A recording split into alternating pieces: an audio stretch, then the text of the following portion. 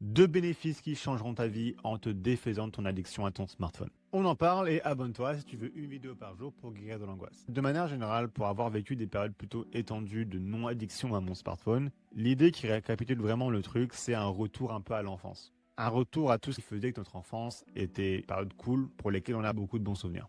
Et donc la première chose, le retour des envies. J'ai déjà expliqué que le principal problème de l'addiction au smartphone, c'est la façon dont il atrophie ta capacité à ressentir de l'envie, de la motivation, voire de l'excitation pour faire quelque chose. Une fois sevré ton addiction au smartphone, tu remarqueras l'apparition d'envies variées pour des activités qui pendant longtemps ne t'ont vraiment pas donné envie.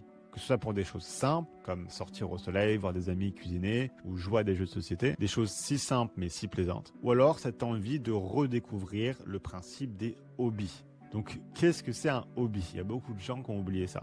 Un hobby, c'est une activité faite régulièrement dont le seul but est un enjaillement ou une relaxation personnelle. Et un point crucial d'un hobby, donc en plus du côté plaisir que tu vas ressentir tous les jours, c'est l'émergence d'un objectif long terme. Que ce soit apprendre le kickflip au skate, finir ta peinture ou alors apprendre une nouvelle figure de danse, etc. J'insiste vraiment sur ce point parce que ce que tu vas remarquer, c'est que pendant les moments de silence et d'ennui, plutôt que justement de penser à ton angoisse, ta dépression et à tous ces sujets existentiels très négatifs en gros, tu vas penser à ton hobby en fait.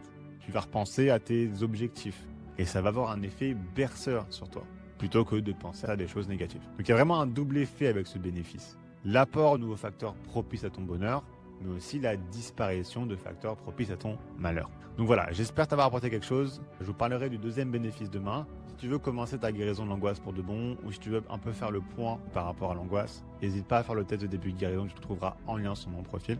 Et si y a un sujet que tu aimerais que j'aborde, n'hésite pas à me le faire savoir en commentaire. Ciao, ciao.